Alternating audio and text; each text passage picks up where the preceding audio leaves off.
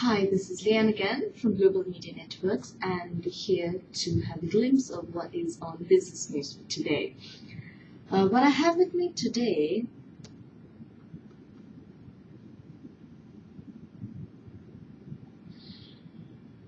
let's see the morning news roundup. The morning news roundup would be that Sri Lanka, one of the world's biggest exporters of black tea, shipped less brew during the first quarter of this year, but a weak rupee helped maintain export revenues, a reporter stated. And Sri Lanka tea farmers oppose imports. Now, Sri Lanka's large tea growers have opposed the proposal by major exporters to import teas for re-export to make the island a global hub for blending and packaging, for packing to retail markets. Now, I have an article on that, and that will be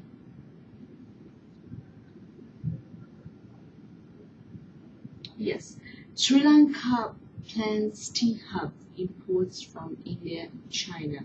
Now, Sri Lanka's tea exporters are lobbying for liberalized imports to expand the industry and make it into a tea hub by blending high-quality tea from China, India, and Kenya, an official stated. The Sri Lanka Tea Exporters Association, whose members export 83% of tea, insisted that a proposal to liberalize tea imports would not have negative impact on pure Ceylon tea, a fear that has been expressed by some stakeholders.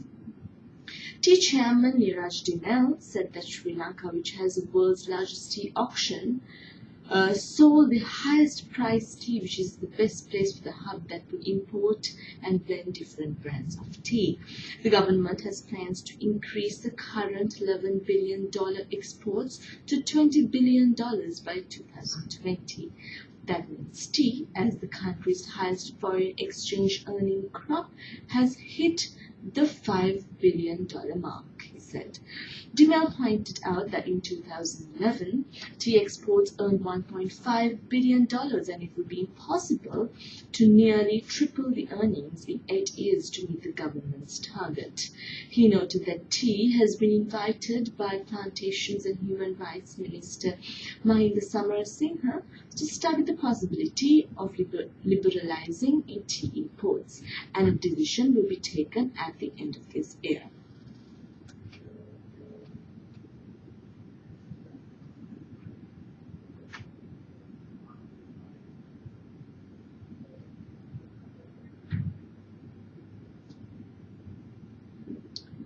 We also have some interesting news like Mobitel late night internet. Now, Mobitel now further consolidates its position as the best value network for mobile broadband by introducing special off-peak plans. Another milestone achieved in line with their vision to lead Sri Lanka towards an infocom and knowledge-rich society as the national mobile service provider. Current Mobitel postpaid broadband users can now add on this plan to the existing Mobitel broadband package. The existing packages include all postpaid Zoom packages and Pahara broadband connection. The package enables Mobitel broadband subscribers to download data at special rates and also give them additional free data bundles. Once activated, the plan will automatically be renewed every month. Then we have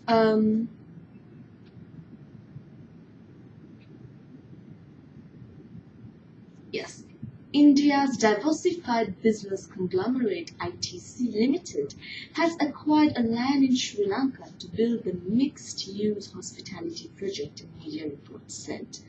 The acquiring of the land in Golf Links in Colombo on a 99-year lease from the Board of Investments has been done through ITC's fully-owned subsidiary in Sri Lanka, Welcome Hotels Private Limited.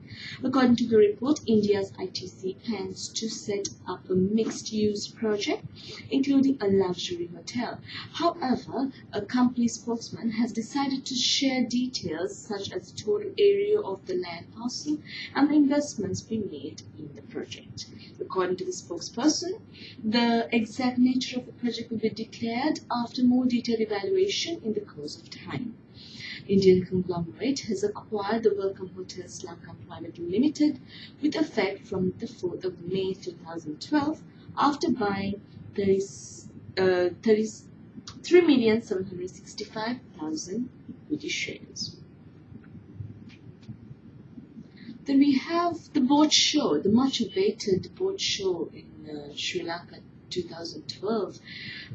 The boating industry's premier exhibition will be launched at the BMSCH in Colombo. The show will be launched today at the BMSCH in Colombo. Now, the show will end on the 20th of May, and the Boat Show 2012 has threefold focus of generating and expanding export earnings, increase investments to the sector, and share export knowledge. There will be 3 speakers, 2 from UK and 1 from Dubai, to share knowledge and experience at the boating conference to be held on the final day. Speaking on the development of the local boat industry, Boat Building Technology and Improving Institute Managing Director Gamini B. Hera said that more marines and boat parks are needed to complement the growth prospects. The show will showcase new designs and products while attracting local and foreign orders.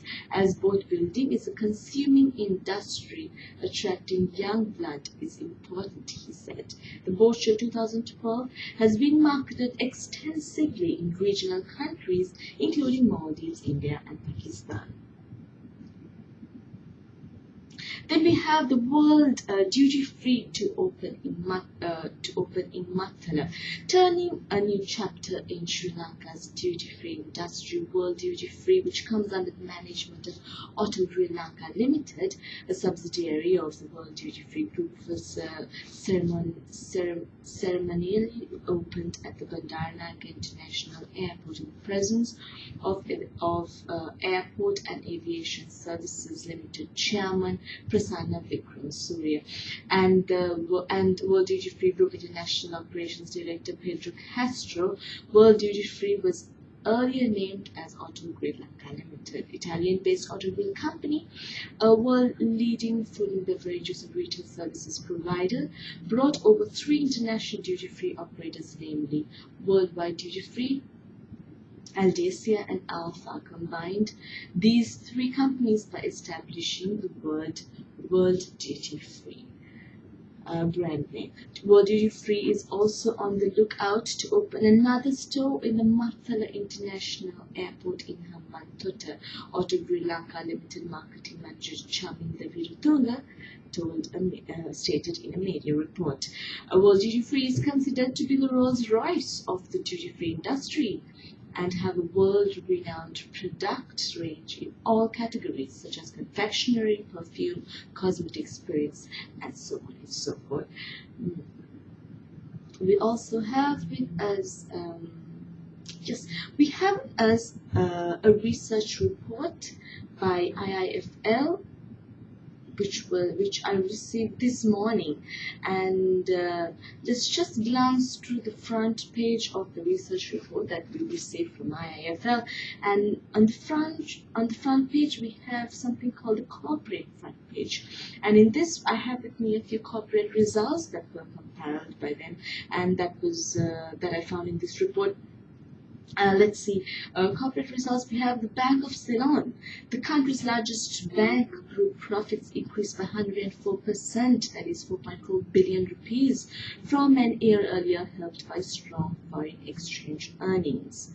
Then we have Sampath Bank. Sampath Bank's net profit for the first quarter financial year of 2012 rose by 52% to 1.49 billion Sri Lankan rupees from a year earlier, boosted by strong foreign exchange income again. Then we have profits at Hatton National Bank Group, which increased by 26% to 1.53 billion Sri Lankan rupees in the first quarter of the financial year of 2012, helped by strong non-interest income. Then we have Commercial Bank of Ceylon. Commercial banks group profits in the first quarter financial year of 2012 rose to 38% to 2.8 billion Sri Lankan rupees, and this was helped again by foreign exchange gains. Then we have profits of selling co-insurance in the March 2012 quarter fell 23% to 220 million Sri Lankan rupees from a year earlier, though premium income rose by 13% to 5.5 billion Sri Lankan rupees. Then we have Lanka IOC, a unit of the Indian Oil Corporation, made profits of 41 million Sri Lankan rupees in the March 2012 quarter, recovering from a 111 million Sri Lankan rupee loss an year earlier. Then we have something called the Economic and General front page in this research report, and in that it says Sri Lanka bonds yields edged lower as high rates drew more money into the market and short-term rates fell below this week's auction prices. And we also have a 3-month yield dropped 20 bps to 11.99%, and the 6-month yield rose 10 bps to 12.40%, and the 12-month yield rose to 9 bps to 12.58%. Then we have something on the tourists as well. Yes, Sri Lanka's tourist arrivals rose 9% to 65,591 in April this year, which helped raise the number of holidaymakers for the first 4 months of 2012 to 330,116, that is 18% year-on-year. The Central Bank of Sri Lanka is expecting to increase foreign reserves in 2012 and narrow the current accounts deficit in the balance of payments, despite strong capital inflows, which will increase domestic spending power. Then we have Sri Lanka's the Central Bank of Sri Lanka is targeting an average inflation to be around 6 to 7%, and is expecting year-end inflation at 7% or below, the central bank governor stated. Then we have the central bank kept its key policy rate unchanged at 9.75%, saying monetary conditions are tightening and credit growth will moderate, eventually helping the exchange rate. Yeah, so that is a glimpse of what the front page had to say for us on the report received by IIFL. Let's just see what's on the papers today.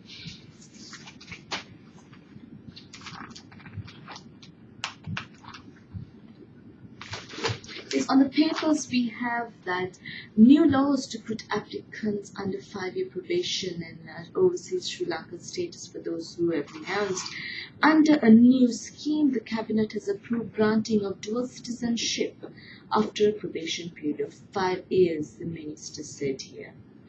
The tenuous issue of dual citizenship was finally taken before the cabinet this Wednesday after being on hold for many months. Sri Lanka unit trust industry to reach 50 billion in 5 years. Now, Sri Lanka's unit trust industry aims to grow to a 50 billion industry within the next 5 years. Even though the industry is at a very early stage at present, the potential to grow is huge, and the C-Bank Asset Management Chairman K.L. Hewage yesterday at the opening of the new corporate office and Bank of Ceylon Extension Office down Ward Place, Colombo 7. He noted that the importance of the industry has been commented on by the President, who had pledged his support to take it forward to its maximum potential. And we also see that MBSL says savings subsidiary sale will result in a profit of 325 million rupees. The Merchant Bank of Sri Lanka, in a filing to the Colombo Stock Exchange, has stated that the articles on the 14th and 15th had carried misleading insinuations over the position with regard to the disposal of the shares of the MBSL Savings Bank. Chairman M.R. Shah filing through CSE is as follows. As the outset, we wish to state for the purpose of the public knowledge and one of the core business activities of the MBSL is merchant banking, including investment banking activities. Accordingly is functioning as an investment bank, and we invest in distressed business entities in order to provide required capital and management support and resurrect such entities with a view to disposing them in an appropriate manner, generating profits to MBSL. Then we have LOLC Group, bullish on regenerating North and East. Yes. Stepped in a rich history of 32 years, LOLC's strategic vision and have enabled its companies with leveraged growth opportunities, evolving the national landscape with primary business interests in the financial services sector. The LOLC Group, one of the leading blue chip companies of Sri Lanka, has increasingly shown a strong balance sheet and profit growth over the past few years.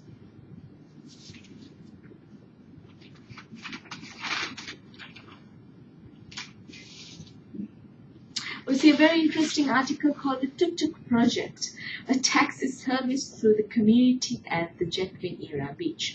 The tuk-tuk, long a symbol of Asian countries in Sri Lanka, the trishaw tuk-tuk, as it is known, is an all-purpose vehicle, reliable, easy to operate, and generally an inexpensive method of travel. Many visitors to sunny shores of our island never pass on the experience a ride in one. And we see the Tuk-Tuk project was first implemented at Jetwin Lighthouse in 2004 and formed with a tagline, a taxi service through the community. And initial preparation was difficult, with much animosity towards the hotel as well as towards others, with family feuds and grudging dominating. And we see that Jetwin Era Beach has started a project like this called the Tuk-Tuk project. Then we have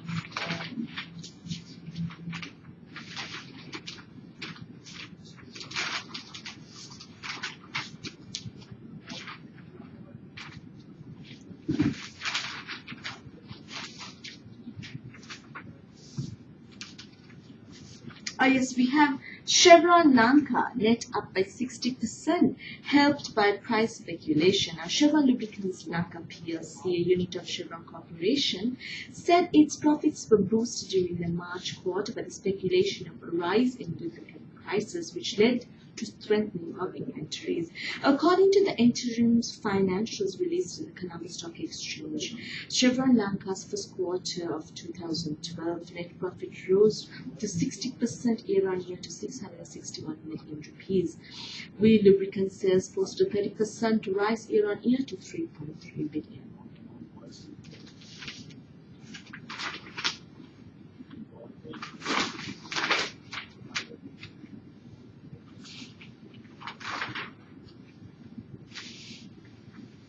And we have something called the marking of the World Telecommunication Day.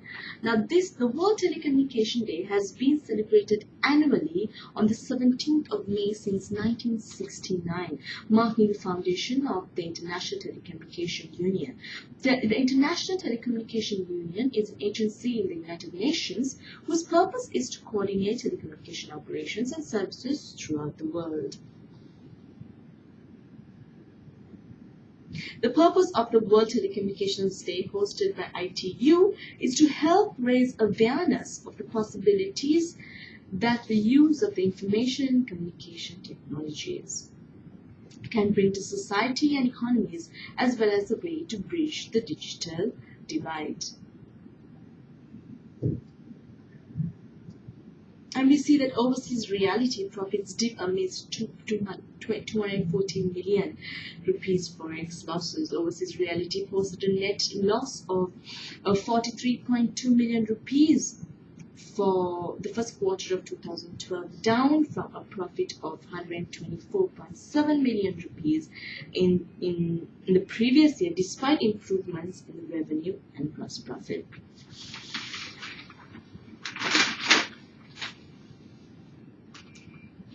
Yes, and we also see that Orient Finance Services to list on the Colombo Stock Exchange. Orient Finance Services Corporation Limited, a company primarily engaged in leasing and hire purchase, will list its 115,625,000 ordinary voting shares on the Diri board of the Colombo Stock Exchange. Yes, so with that, I would round up the news for today. Thank you very much for listening, and see you again on Monday. Have a very good weekend. Thank you.